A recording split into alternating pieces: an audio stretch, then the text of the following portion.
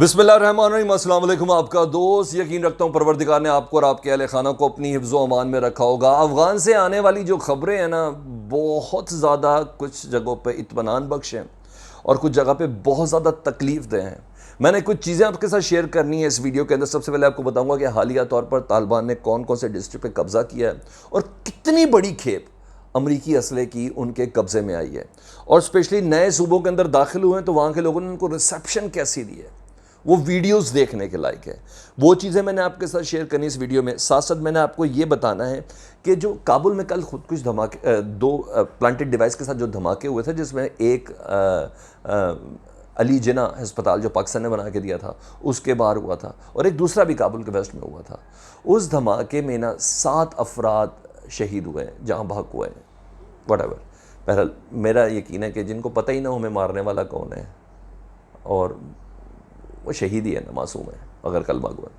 तो वो जो शहीद हुए हैं 7 अफराद, और उसके अलावा 6 शदीद ज़ख्मी जिन्हें अस्पताल मुंतकिल किया है, उनकी थोड़ी डिटेल्स मैंने आपके साथ शेयर करनी है इसी वीडियो में। और आखिर में मैंने आपको बताना है कि ऐसे मौके पर जब अफ़गान बॉर्डर पर पाकिस्तान को गोलियों की सलामी मिलती हो, जब पाकिस्तान के सिक्योरिटी एहलकार, FC के एहलकार आए दिन कोई ना कोई शहादत और कुर्बानियाँ दे रहे हो, ऐसे मौके पर जब अफ़गान का बॉर्डर इस्तेमाल हो रहा हो पाकिस्तान के अंदर इंसर्जेंसी फैलाने के लिए, ऐसे मौके पर जब पाकिस्तान के लिए अफ़गान बॉर्डर पाकिस्तान में बदअमनी के लिए इस्तेमाल हो रहा हो, पाकिस्तान में होने वाली दहशतगर्दी के लिए इस्तेमाल हो रहा हो, या पाकिस्तान के दहशतगर्दों को भागने के लिए उस बॉर्डर को इस्तेमाल किया जा रहा हो और अफ़गान सरजमीन को उनको ऐसे दिया जा रहा हो जैसे कि उनके लिए माँ की गोद है, उस मौके पर पाकिस्तान ने एक बड़ा कमाल जेस्चर दिखाया जी।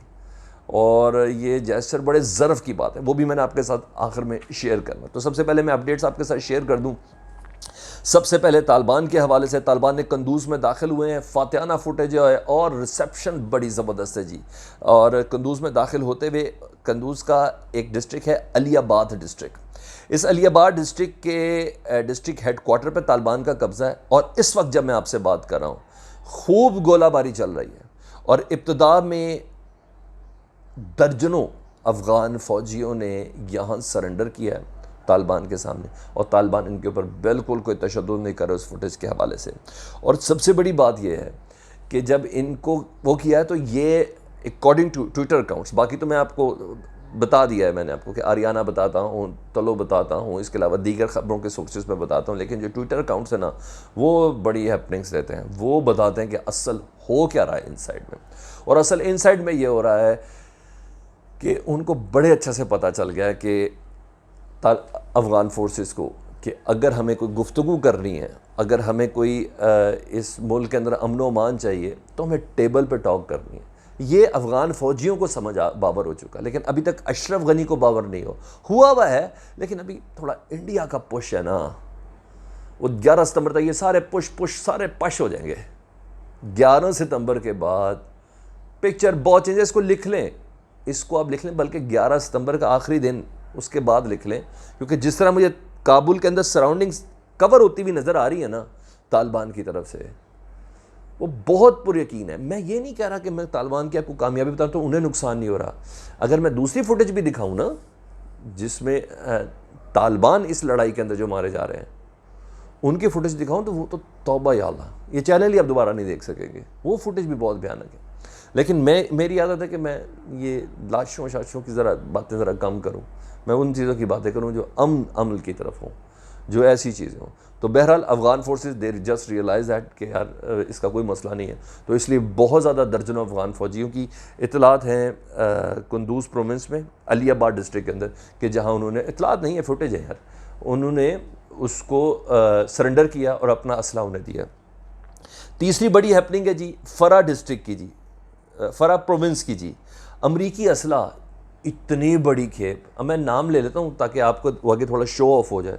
उसमें मैंने बहुत क्लाशनकोव्स देखी, एंटी एयरक्राफ्ट गन्स देखी, उसके अंदर मैंने प्लांटेड डिवाइसेस देखी, उसके अंदर उनकी यूनिफॉर्म्स, और यूनिफॉर्म्स के साथ जो पूरी किट है, जो बुलेट प्रूफ जैकेट्स हैं, और इतनी बड़ी खेप के सिर्फ वो लाइन में बिठा के सिर्फ दिखा ही रहे हैं ना कि कितना है, तो कई मिनटों की है, ये आपने जहन में रखना है। तो तालिबान को यहाँ कामयाबी हुई है, फरा प्रोविंस के अंदर अमरीकी असला कब्ज़े में लिया है। और अफ़गान फ़ौजी यहाँ बहुत ज़्यादा कैदी बनाए गए हैं। और जो फुटेज सामने है ना, उसमें अमरीकी टैंकों के ऊपर बैठे हुए ये फ़रा सूबे में गश्त कर रहे हैं तालिबान। ये कोई ग्रुप नहीं है जो उठ के जाता है उस सूबे में, उठ गुप के जाता है उस सूबे में, नहीं, ये पूरी प्लानिंग के साथ हो रहा है। तालिबान की भी यूनिट्स हैं जी, आप उनको वो मुल्ला मुलाड़े ना समझे, आप उनको वो चीज़ें ना समझे, वो पूरी प्लानिंग के साथ है। नक्शे उनके पास है, जाना कैसे आना कैसे, इंजीनियर्स उनके पास है, माइन लगाने वाले उनके पास हैं, और उनके पास वो ज़बरदस्त किस्म के ब्रेन्स हैं जिसके हिसाब से वो पूरा कवर करते हैं। नहीं तो अफ़गान फोर्सेस जिनकी ट्रेनिंग नेटो ने की हो, जिनकी ट्रेनिंग अमेरिका ने की हो, इस तरह जलील हो रहे हो, ये लगता है आपको? तो ये चीज़ थी, तो यहाँ बहुत बड़ी कामयाबी इनको मिली है। अच्छा, ये सब चीज़ें तो मैंने हो गई। अब दूसरी चीज़ मैंने आपको बताई थी कि ना कल के जो धमाके में ना हमें कुछ वजूहात पता चली जो मैंने आपके साथ शेयर करनी है, जो तीसरी ताकत कर रही है, क्योंकि इसकी जिम्मेदारी किसी ने कबूल नहीं किया। साबिका में जब, क्योंकि वो छोटे मामला की 5, 10, 20 लाशें गिरना, मार देना बम धमाकों से, डिवाइसेस के साथ किसी को उड़ा देना, खुद कुछ धमाके कर देना, 5-10 लाखों की, वो कहते हैं हमने क्या जिम्मेदारी लेनी है, क्या हमारा स्टैंडर्ड नहीं बनता ना जी। तो इससे पहले इन इलाकों के अंदर जब मखसूस कम्युनिटीज़ को 100-100, 150-100, 200-200, 50-50, 60-60 कर गए थे, फिर कहते हैं यस वी डिड समथिंग। ये जो तीसरी ताकत आईसिस की शक्ल में, और फिर जो दूसरी ताकत उनके साथ लगी है, वो जिम्मेदारी तब कबूल करती। इन मासूम साथ की जिम्मेदारी नहीं ली जिनको मारा गया। तो जो डिटेल्स मैं आपके साथ शेयर कर रहा हूँ ना, उसके मुताबिक ये पर्टिकुलर, एक तो मोहम्मद अली जिन्ना हॉस्पिटल के बाहर तो एक हुआ ना वो धमाका, वो मैंने आपको बताया कि पाकिस्तान के जो की तरफ से तोहफा है, जो अफ़गानिस्तान का एसेट है, पाकिस्तान का तो गुडविल जेस्चर के तौर पे वो एसेट है, जिसको निशाना बनाने की कोशिश की गई थी, जिस पे वो कामयाबी नहीं, वहाँ एक शख्स जहाँ हुआ। लेकिन दूसरे डिस्ट्रिक्ट में, काबुल के अंदर डिस्ट्रिक्ट 6 कहलाता गालबन, उधर जो हुआ ना, वहाँ हज़ारा कम्युनिटी को निशाना बनाया गया,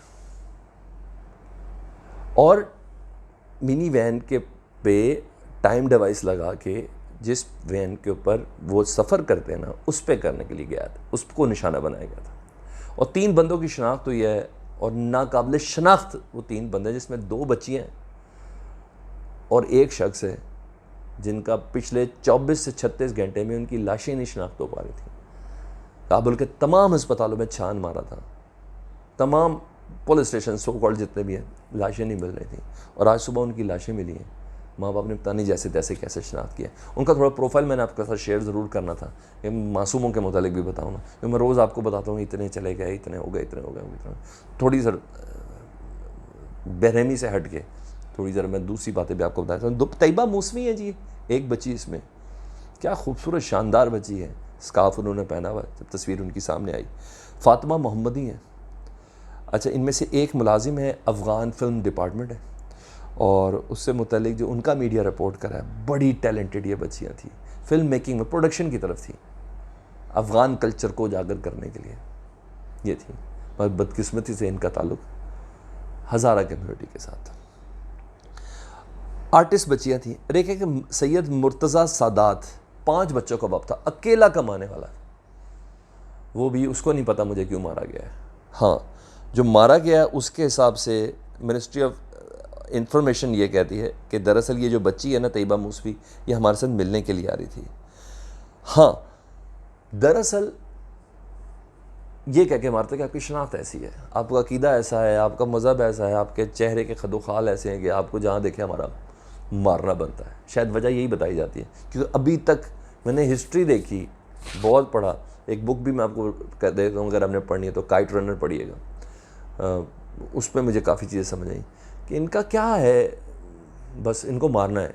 यही हम पाकिस्तान के अंदर भी देखते हैं, ये बेचारे ईरान में भी पनाह नहीं ले पाते, ये अफ़गानिस्तान में भी 9% आबादी है इनकी, जिनको वहाँ बनाया जाता है, निशाना बनाया जाता है और मारा जाता है।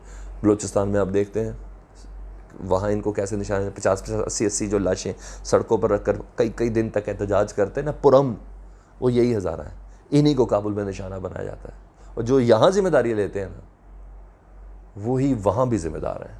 मेरे इशारे समझिएगा, खुद ज़रा इसको गूगल कीजिएगा तो आपको अंदाज़ा हो जाएगा कि कहाँ किसने कौन कौन सी जिम्मेदारी ली। तीसरी और आखिरी चीज़ जी, फाइनल ज़बरदस्त बेहतरीन जेस्चर जी, ऐसे मौके पर मैंने आपको बताया जब पाकिस्तान अफ़गान बॉर्डर पाकिस्तान के लिए महफूज नहीं है, दहशत गर्दों को अफ़गानिस्तान पनाह देता है, और कोई शक नहीं अशरफ गनी और वो 13 कौंसल खाने और इसके अलावा वो जो एसेट्स हैं इंडिया के उस जगह पे, ये तमाम हैं। उस मौके पर जब पाकिस्तान इस बॉर्डर पे पूरी बाड़ लगा रहा है कि ये बॉर्डर महफूज हो जाए, तिजारत हो कुछ और हो, ये बॉर्डर महफूज हो जाए, दहशतगर्द आए जाए ना और ये सब ना हो, उस मौके पर पाकिस्तान ने अफ़गान मरीज़ों को, ये पाबंदी थी पहले, दोबारा से इजाज़त देती है कि वो पाकिस्तान के अस्पतालों में अपना इलाज करा सकते हैं।